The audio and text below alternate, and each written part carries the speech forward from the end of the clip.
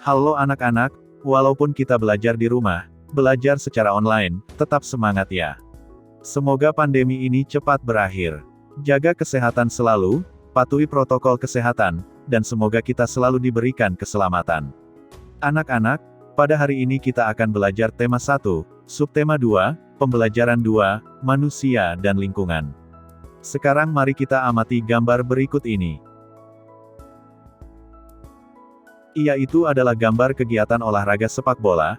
Permainan sepak bola memerlukan banyak gerakan, seperti berjalan, berlari, menendang, dan melempar. Hampir semua bagian tubuh aktif. Tentunya hal ini mengharuskan semua organ gerak dalam tubuh, baik itu otot ataupun tulang, bekerja dengan baik. Coba kamu amati aktivitasmu sehari-hari. Saat kita berjalan, mengapa kaki kita bisa bergerak? Mengapa juga tangan kita bisa berayun, memegang, dan menggenggam? Ya, kaki dan tangan kita bisa bergerak karena pada kaki dan tangan kita terdapat tulang dan otot.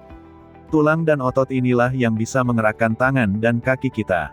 Tangan dan otot merupakan alat gerak. Organ gerak pada hewan dan manusia memiliki kesamaan. Alat-alat gerak yang digunakan pada manusia dan hewan ada dua macam, yaitu alat gerak pasif berupa tulang dan alat gerak aktif berupa otot. Kedua alat gerak ini akan bekerja sama dalam melakukan pergerakan sehingga membentuk suatu sistem yang disebut sistem gerak. Sekarang mari kita amati gambar berikut. Tulang manusia terdiri atas tengkorak, rahang bawah, tulang leher, tulang selangka, tulang belikat, tulang dada, tulang belakang, tulang panggul, tulang pengumpil, tulang hasta, tulang telapak, tulang jari tangan, tulang paha, tulang tempurung lutut, tulang kering, tulang betis, dan tulang pergelangan kaki. Nah, anak-anak, kalian telah mengetahui organ gerak manusia, terutama tulang. Sekarang mari kita belajar mengenai fungsi tulang. Tulang dan fungsinya. Tulang hasta, fungsi, membentuk lengan bawah sebagai alat gerak manusia serta menghubungkan lengan atas dengan pergelangan tangan.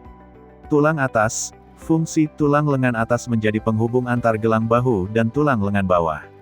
Tulang pengumpil, fungsi, menyambungkan bagian siku dengan tangan di sisi ibu jari. Tulang pergelangan tangan, fungsi, menghubungkan tulang jari dengan tulang telapak tangan. Tulang telapak tangan, fungsi, pemberi bentuk tangan, juga menghubungkan tulang jari dengan tulang pangkal tangan.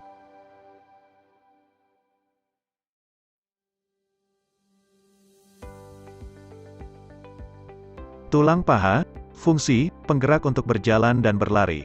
Tulang kering, fungsi, penahan benturan di kaki dan sebagai penggerak untuk berjalan dan berlari. Tukang betis, fungsi, penahan tulang betis dalam menjaga keseimbangan dan sebagai penggerak untuk berjalan dan berlari. Tulang pergelangan kaki, fungsi, gerak naik turun kaki. Karena adanya sendi engsel, tulang telapak kaki, fungsi tumpuan kaki untuk berpijak sehingga dapat berjalan, berlari dan berdiri. Tulang jari kaki, fungsi, pijakan dan juga membantu badan agar lebih seimbang. Berbagai aktivitas dapat kita lakukan dalam kehidupan sehari-hari, semuanya itu tidak terlepas dari karunia Tuhan yang memberikan kelengkapan dan kesempurnaan fungsi bagian-bagian tubuh kita. Mari kita bersyukur atas itu semua. Sekarang ayo kita membaca bacaan dan belajar menentukan ide pokok setiap paragraf. Penyandang cacat yang sukses.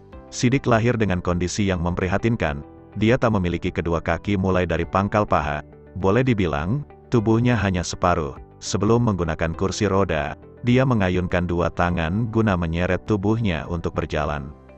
Ide pokoknya adalah, Sidik lahir dengan kondisi yang memprihatinkan. Meski tubuhnya tak sempurna, sejak kecil Sidik tidak pernah mau merepotkan orang lain.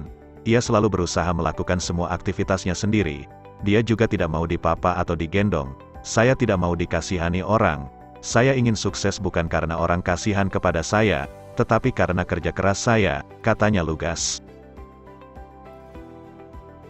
Ide pokoknya adalah, meski tubuhnya tak sempurna, sejak kecil Sidik tidak pernah mau merepotkan orang lain. Setelah bertahun-tahun bekerja di Yayasan Swaprasidya Purna tetapi tidak menghasilkan materi berarti, Sidik memilih keluar dan mencari pekerjaan lain. Dengan bekal ijazah diplomanya, dia diterima di sebuah perusahaan kontraktor sebagai staf personalia, tapi belum lama dia bekerja, krisis moneter tahun 1998 menghantam dan perusahaannya terpaksa tutup. Maka, dimulailah periode Sidik menjadi pengangguran, tetapi, dia tak mau lama-lama menganggur. Sidik mulai mengikuti berbagai kursus keterampilan yang diadakan oleh Pemda DKI bagi penyandang cacat. Salah satu kursus yang memikat perhatian Sidik ialah kursus membuat kerupuk dari singkong. Ide pokoknya adalah, Sidik memilih keluar dan mencari pekerjaan lain. Modalnya ketika itu sumbangan dari Pemda DKI sebesar 1 juta rupiah. Bersama istrinya, Sidik kemudian memulai usaha membuat kerupuk dari singkong.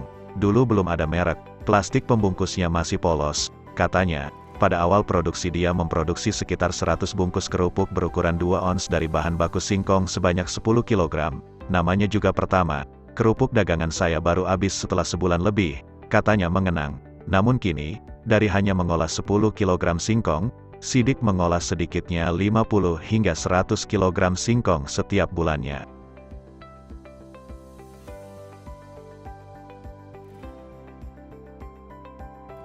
Ide pokoknya adalah, Sidik memulai usaha dengan modal sumbangan dari Pemda DKI sebesar 1 juta rupiah. Dia juga sudah memiliki merek lengkap dengan cap di pembungkus produknya. Saya beri nama merek cap gurame. Ini sama sekali tidak ada hubungannya dengan ikan gurame. Tetapi gurame adalah singkatan dari gurih, renyah, enak, katanya tersenyum. Kalau nanti ada uang lebih, merek ini saya mau patenkan, tambahnya. Ide pokoknya adalah, Sidik juga sudah memiliki merek lengkap dengan cap di pembungkus produknya. Beruntung, ada seorang pengusaha lokal yang melihat kegigihan Sidik dan akhirnya menyumbangkan sebuah sepeda motor untuk operasional usaha. Namanya juga tidak punya kaki. Saya sempat bingung juga bagaimana mengendarainya, tetapi Sidik tak kehilangan akal. Dia mendesain motornya agar tuas perseneling dapat dioperasikan dengan tangan. Dengan bantuan tukang las, jadilah sebuah motor dengan tongkat besi tambahan yang ditempel di perseneling dan injakan rem. Tidak lupa dia juga menempelkan gerobak di sampingnya untuk mengangkut muatan. Motor itu benar-benar membantu mobilitas dan produktivitas usaha saya, ujar Sidik. Ide pokoknya adalah, ada seorang pengusaha lokal yang melihat kegigihan Sidik dan akhirnya menyumbangkan sebuah sepeda motor untuk operasional usaha. Saat ini Sidik terus mengembangkan pemasaran produknya. Setiap hari dia masih berkeliling ke koperasi-koperasi atau warung di seluruh pelosok ibu kota. Bahkan saat Kabari mewawancarainya, 2 kali telepon selularnya berbunyi dari orang yang meminta agar pasokan kerupuk, cap gurame, segera dikirim. Ide pokoknya adalah, saat ini Sidik terus mengembangkan pemasaran produknya. Kini, dari hasil usahanya, Sidik mengantongi keuntungan berkisar 1-2 juta rupiah per bulan. Meski jumlahnya kecil, apa yang diperbuat Sidik termasuk luar biasa. Dengan keadaan yang terbatas, dia menjadi entrepreneur sejati. Meminjam rumusnya Pak Ciputra, pengusaha dan dosen mata kuliah entrepreneurship, bahwa Indonesia membutuhkan sedikitnya 20% penduduknya menjadi entrepreneur, barulah menjadi negara makmur. Maka Sidik telah memulainya bertahun-tahun lalu. Jelaslah, Indonesia membutuhkan orang-orang gigih seperti Sidik. Ide pokoknya adalah, Sidik mengantongi keuntungan berkisar 1-2 juta rupiah per bulan. Asyik sekali ya, aktivitas membaca itu. Apalagi jika membaca sebuah buku secara menyeluruh. Pada saat membaca buku, sebenarnya isi dari sebuah buku sudah dapat kita terka atau prediksikan sebelumnya dengan melihat sampul atau cover buku tersebut. Karena memang sampul cover buku merupakan bagian buku yang berupa gambar ilustrasi yang bisa mewakili isi buku. Cover atau sampul buku merupakan cerminan dari keseluruhan isi buku. Cover atau sampul merupakan bagian terluar dari buku yang terdiri atas 2 sisi, yakni depan dan belakang. Kedua sisi ini saling mendukung dan melengkapi serta menguatkan isi dari buku.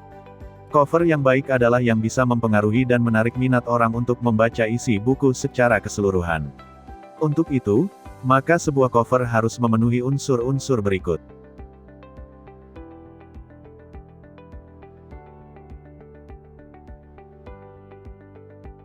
Terdapat judul dengan pemilihan jenis huruf yang menarik dan mencolok. Terdapat kalimat penjelas judul yang singkat dan mudah dipahami. terdapat nama penulis, terdapat identitas penerbit, menyertakan gambar yang menarik, terdapat sinopsi isi buku pada sisi belakang, terdapat identitas buku pada punggung buku. Nah anak-anak, sekarang setelah kalian belajar, sekarang saatnya mengerjakan tugas.